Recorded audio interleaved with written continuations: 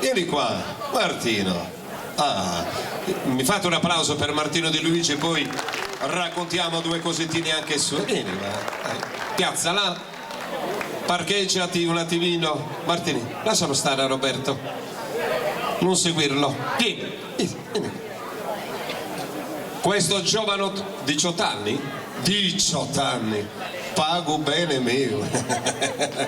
Allora, la sua è una passione che nasce intanto in famiglia, perché il papà e la mamma per oltre 20 anni sono stati coppia fissa all'interno del gruppo folk Tiscali e siamo a Dorgali, però gli stessi genitori sono stati tra i fondatori di questo bellissimo gruppo folk. Quindi pensate cosa poteva andare ad insegnare la mamma e il papà a Martino? I primi rudimenti per poter poi suonare l'organetto diatonico, uno giocattolo all'età di 2 anni, 2 anni e mezzo, questo bisogna segnalarlo.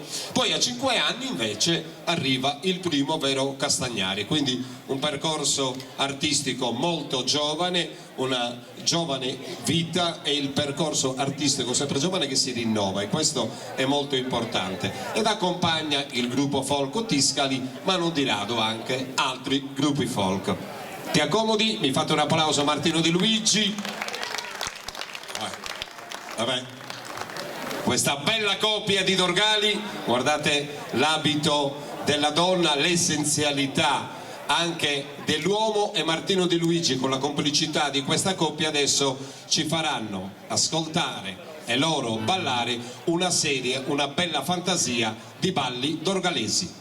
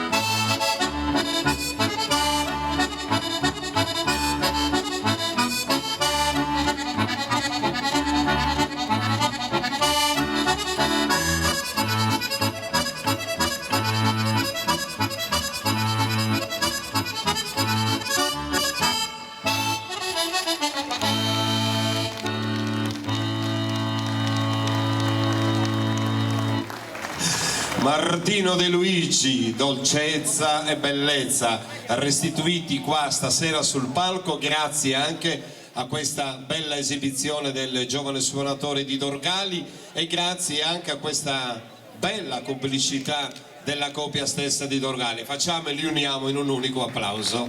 Ecco, grazie Martino, ci vediamo dopo. Grazie Antonello, sempre in gamba Antonello.